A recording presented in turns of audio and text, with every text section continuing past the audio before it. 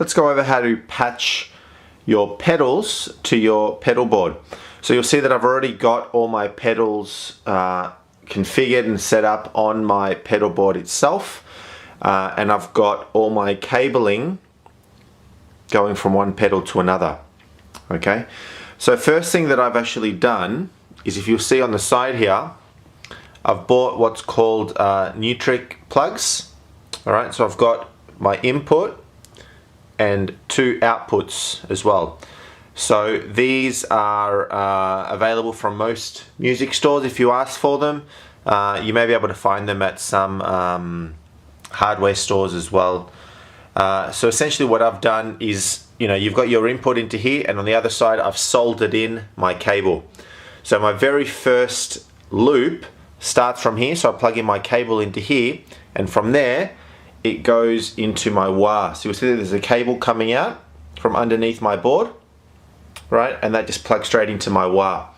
Same thing is for my outputs. I've got a left and a right output, okay, to go into two different amps. You don't have to do this if you don't need to, so you can just have just the one, but the same sort of principle is out of my looper pedal. I've got one, so this goes directly to one of my outputs, and then that one goes to my other output. Okay, so I've got actually one cable running from here, this one here, plug it into here, and then that one goes straight out into my output.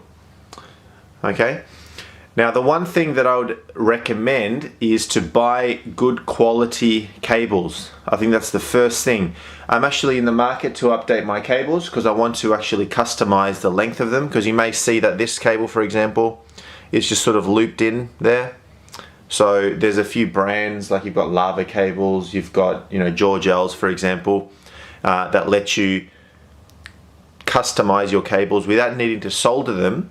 Actually customize them, cut them to size, and do what you need to do. So the first thing that I, as I said, recommend is to buy good quality patch cables. That's the one thing that a lot of guitarists fail to do. They just go and buy those cheap, yellow, red, blue cables, those little patch cables that cost like $1 or $2 each from the music store, and think that that will do.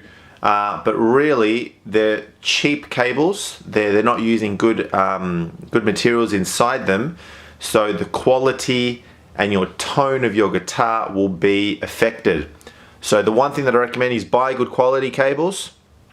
I'm running Hoser cables, which for me do the trick, right? But as I said, I am looking at updating to better ones for now. So let's go over how to patch these pedals together. Very straightforward. What you need to do is you can get yourself a daisy chain cable, right, to patch them together, and also some patch cables to go from your inputs to your outputs of your pedals.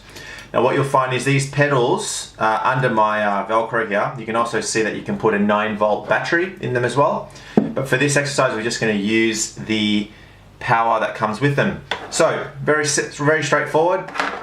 I've got 3 pedals here. All right, my looper, a micro amp, and a tuner as well. So you can have other pedals. You can have your distortion pedals. You can have your delays, etc. And the principle is the same.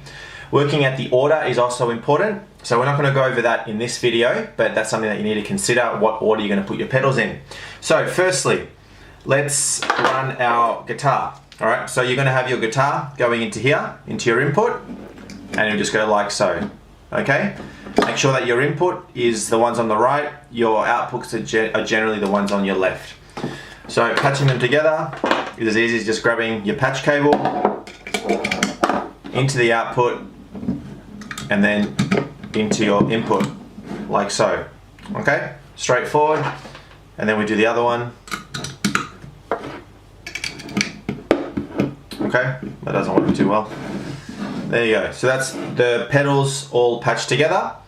I'd recommend getting good quality patch cables as well, because what you'll find is a lot of people go and buy the cheap $1 or $2 patch cables, and then they realize that all their tone has been stripped away, and that's generally why. So getting good quality cables or getting them done yourself is always a recommended thing.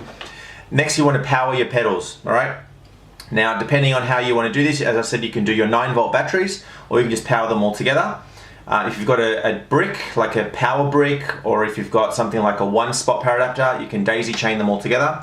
So I've just got a daisy chain cable here, and I'm just powering in here, powering in here, and powering in here.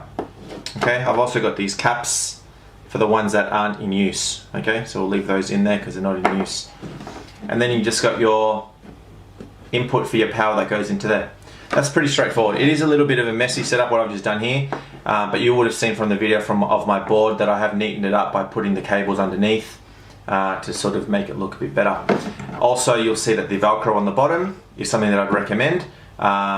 Good quality Velcro to stick the pedals on really well. They won't be moving as well. So, Alright, so you've just seen how we patch that. So let's do it on the actual board itself. So I've got my tuner. Now I've actually got my my volume pedal here, and I've got a tuner out on the back. So I actually have my tuner out of my loop. It's just an export from here going in straight into my tuner. Alright, so patch into the side here, and then I've got my power as well. Alright, so that 9-volt going into the side.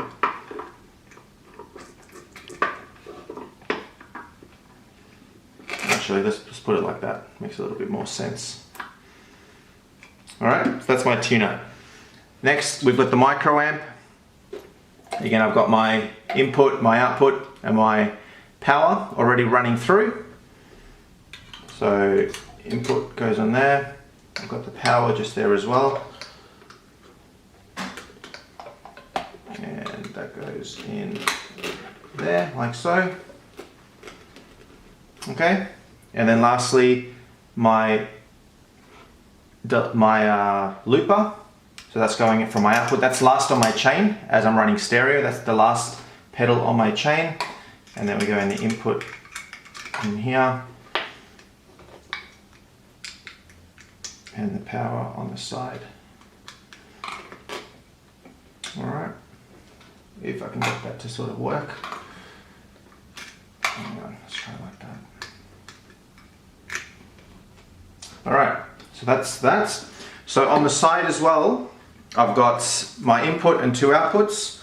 So we'd run the input going in from the guitar into the side, and then 2 outputs.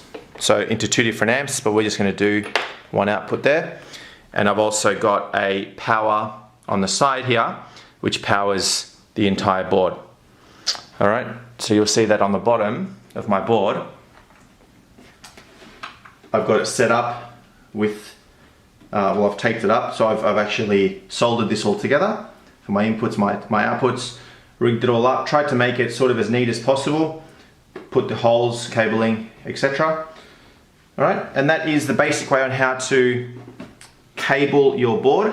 Again, just ensure you've got good quality cables, you've got your powers going through, whether it's to a power adapter like a 1-spot or a brick, like a DC brick for example, and that should do the trick.